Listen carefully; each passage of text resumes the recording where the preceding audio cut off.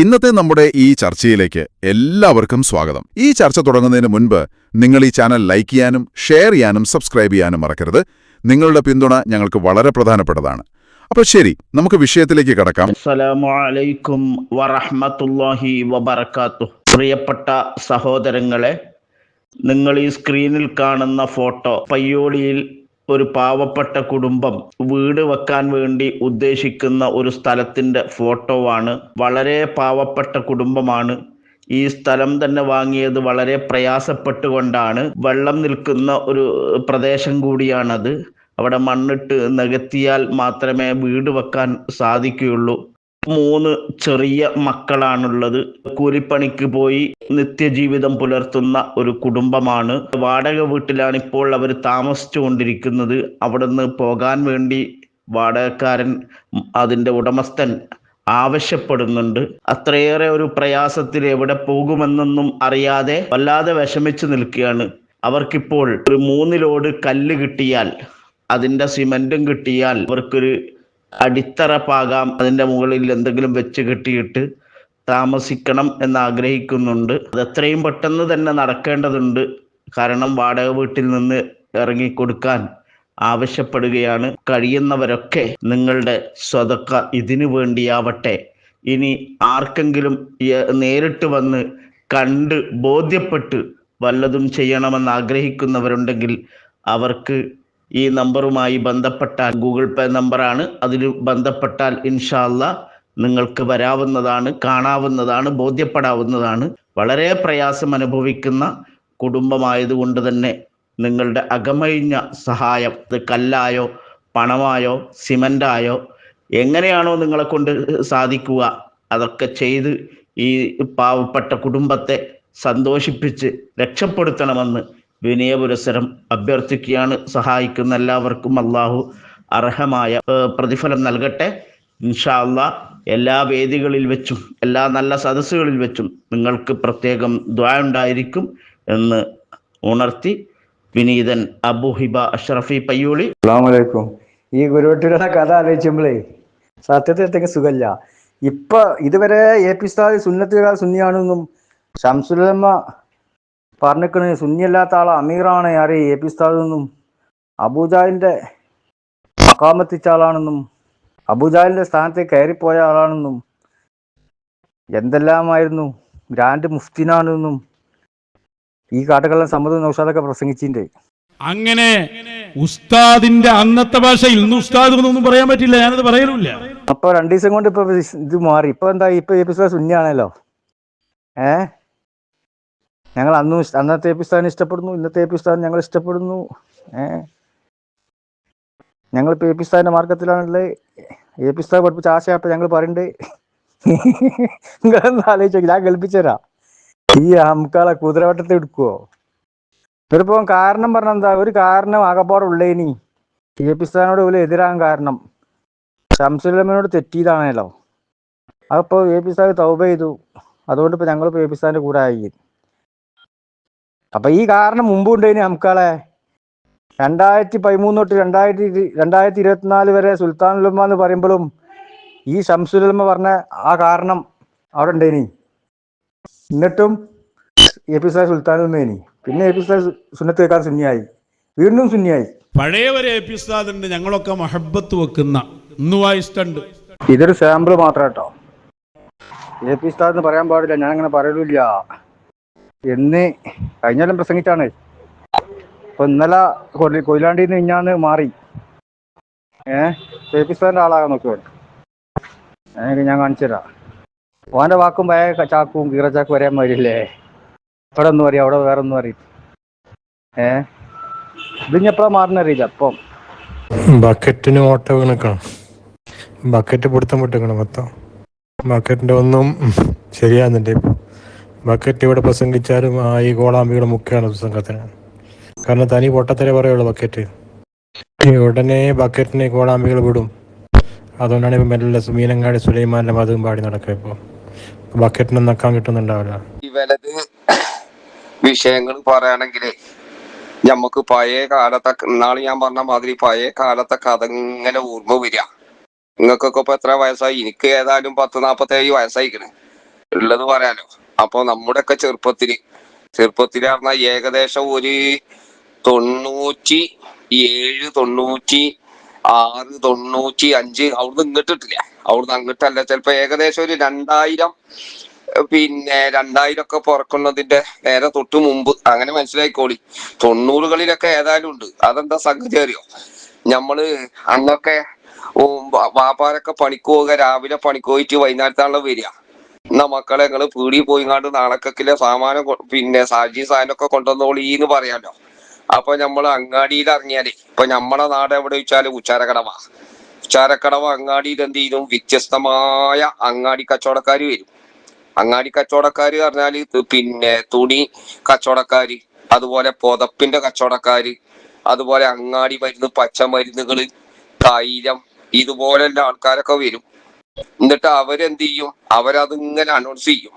ഇപ്പൊ ഉദാഹരണത്തിന് ഞാനൊരു ചെറിയ സംഗതി പറഞ്ഞുതരാം. അതായത് ഇപ്പൊ തൈല കച്ചവടക്കാര് തൈലം എന്ത് ചെയ്യിക്കാരം, അതിനെങ്ങനെ വർണ്ണിക്കാരം.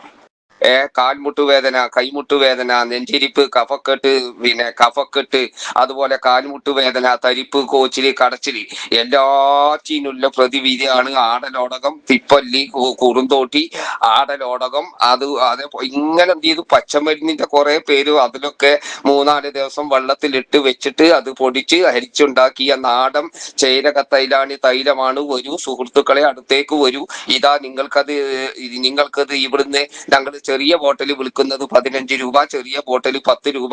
ഇത് ആവശ്യക്കാര് കടന്നു വരൂ സഹോദര, മുട്ടിന്റെ കാലിന്റെ വേദനയുണ്ടോ, നീട്ടിത്തരൂ, നമ്മൾ തിരുമ്പിത്തരാം. ഇങ്ങനെ ഒരു അനൗൺസ്മെന്റ് ചെയ്തിന് അതേ കൊലത്ത് തന്നെ വരും. അതേമാതിരി സ്വട്ടും കെട്ടിയിട്ടുണ്ടാവും ചെലൂര്. അനങ്ങൾ ആലോചിച്ച് നോക്കി മനുഷ്യന്മാർ അങ്ങനെ തന്നെയല്ലേ. പിറ്റേന്ന് വേറെ ഐറ്റം കച്ചവടക്കാരിക്കാൻ. അതായത് പിറ്റേന്ന് വേറെ കച്ചവടം എന്ന് പറഞ്ഞാൽ അങ്ങനെ തൈലക്കച്ചവടക്കാരൻ ചെയ്തു ഇതൊക്കെ പാട്ട് ഇതാക്കിങ്ങാണ്ട് ഓനെന്ത് ചെയ്തു, അതൊക്കെ കുട്ടികളെ പയക്കല്ല, അത് നമ്മള് ഓനെ നിസ്സാരപ്പെടുത്തല്ല, അന്നത്തെ സാഹചര്യം അങ്ങനെയാണല്ലോ. അപ്പൊ ഓനെന്ത് ചെയ്തു, അന്ന് കച്ചവടം ചെയ്തുകാണ്ട് ഓൻ പോയി. സംഗതി ഓൻ പറഞ്ഞത് എന്തോച്ചാണ്, തൈലവുമായി ബന്ധപ്പെട്ട വിഷയങ്ങളാണ് ഓൻ സൂചിപ്പിച്ചത്. പിറ്റേന്ന് നേരം വെളുക്കുമ്പോ പിറ്റേന്ന് വൈകുന്നേരത്ത് എന്ത് ചെയ്യും, നമ്മള് ബകാലി പോവും, അങ്ങാടിയിൽ ഇറങ്ങുമ്പോ കാണാം അവിടെ വേറൊരു കച്ചവടക്കാരൻ നിൽക്കണേ.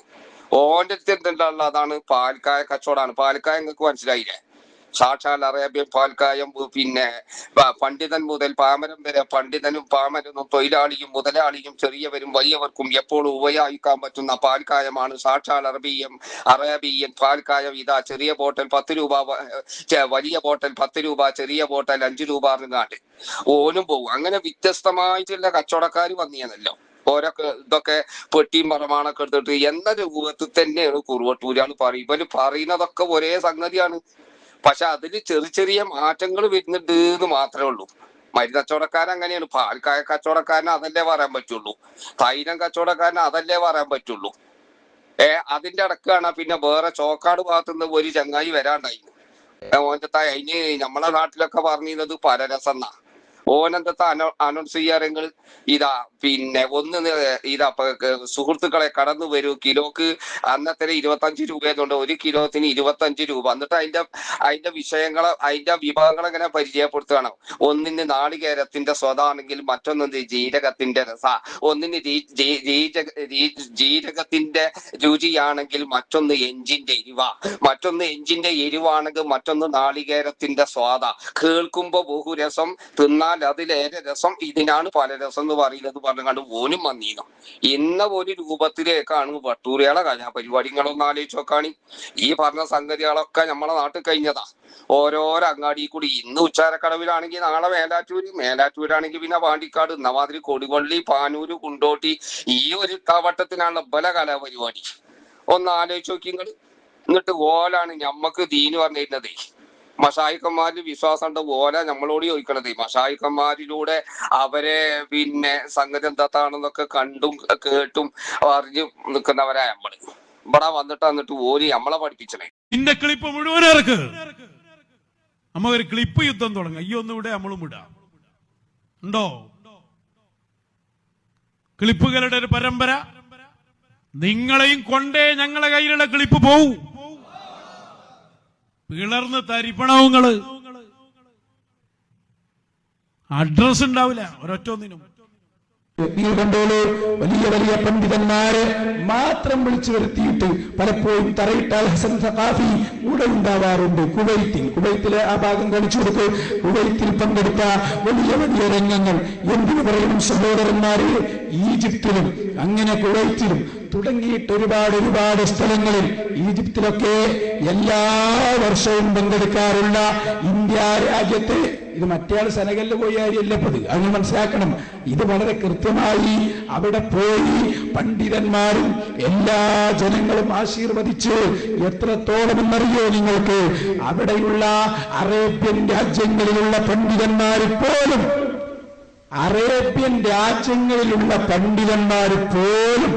അത്ഭുതപ്പെടുകയാണ്. ഇത്രയേറെ അറബി സംസാരിക്കാൻ കഴിവുള്ള ഒരു പണ്ഡിതൻ. നോക്കൂ നിങ്ങൾ, അള്ളാഹു നമുക്ക് തന്ന ഒരു സമ്മാനമല്ലേ ഇത്. അപ്പൊ ഉസ്താദ് ഇവിടെ കാരന്തൂരി ഇരുന്നാ മതി, എല്ലാ സ്ഥലത്തുള്ള കാര്യങ്ങളും ഉസ്താദിന് അള്ളാഹു താര നൽകിയ ഒരു പവറാണ്. എല്ലാത്തിലും ഇടപെടാൻ കഴിയും അല്ലേ? അതുകൊണ്ടാണല്ലോ അങ്ങ് ബീഹാറിലും പശ്ചിമ ബംഗാളിലും തമിഴ്നാട്ടിലും കർണാടകയിലും അതുപോലെ കുവൈത്തിലും ഒമാനിലും ഖത്തറിലും യുഎഇയിലും ബഹ്റൈനിലും എല്ലാ സ്ഥലത്തും ഉസ്താദ് ഓടിയെത്തുകയാണ്. അതിലൊക്കെ ഉസ്താദ് അറിയുന്നുണ്ട്. സഹോദരന്മാരെ, ഏതായാലും കിളിപ്പ് യുദ്ധം നല്ല മട്ടുണ്ട്. കിളിപ്പ് യുദ്ധം വല്ലാതെ കൂടണ്ട, തീറ്റങ്ങൾക്കൊക്കെ പാടെ വിരാന്താവുള്ളൂ. ഈ ജാതി ക്ലിപ്പല്ലേ നൗഷാദെ കൂടാനുള്ളത്? അങ്ങോട്ട് വിട്ടൂടാ. അപ്പൊ നമ്മൾ അതിന്റെ ജവാബ് കൃത്യമായിട്ടാണ് പറഞ്ഞുതരാം. ഇതിപ്പോ ഒന്നുള്ളല്ലോ, ഇതാപ്പോ ക്ലിപ്പിന്റെ യുദ്ധം ചങ്ങായി ബദർ യുദ്ധം നടന്നിട്ടുണ്ട്, ഹന്തക്ക് നടന്നിട്ടുണ്ട്, ഹൈബർ നടന്നിട്ടുണ്ട്, ഹുനൈൻ നടന്നിട്ടുണ്ട്, മക്കംഫത്ത് നടന്നിട്ടുണ്ട്. യുദ്ധങ്ങൾ എത്ര യുദ്ധം നടന്നിക്കണറിയിട്ട് എന്നാ മാതിരി ക്ലിപ്പിന്റെ യുദ്ധമല്ലേ ഇൻഷാല്ലാ തുടങ്ങാൻ നമുക്ക്. പക്ഷെ ഒറ്റ കാര്യം പറയാം, ഞങ്ങൾ മരിച്ചിട്ട് വിടാൻ നിൽക്കരുതേ കേട്ടോ. ഞങ്ങൾ മരിച്ചിട്ട് വിടാൻ നിൽക്കരുത്, ഞങ്ങളെ ഹയാത്ത് കാലത്തിന് വിടും. നോക്കമ്മക്ക് ഓക്കെ, അനക്കൊരു കമ്പുണ്ടെങ്കിൽ അനക്കൊരു കമ്പുണ്ടെന്നുണ്ടെങ്കിൽ ഞമ്മക്കൊന്നാണ് നോക്കുക. ഒന്നിച്ച് വിട്ടാ രണ്ടെണ്ണം ഞമ്മള് വിടും. അപ്പൊ രണ്ടെണ്ണം ഞങ്ങളാണ് വിട്ടാ നാലെണ്ണം ഇജ്ജ് വിട്. ഇതെന്താ കടിഞ്ഞു പേറിന്റെ ഇടക്കേറില്ലല്ലോ, എന്റെ കജ്ജിൽ എത്തോടക്കലും ഇങ്ങോട്ട് വിട്ടൂടെ. അപ്പൊ ഇവിടുന്ന് അങ്ങോട്ടാണ് തരുവാൻ, മനസ്സിലായോ?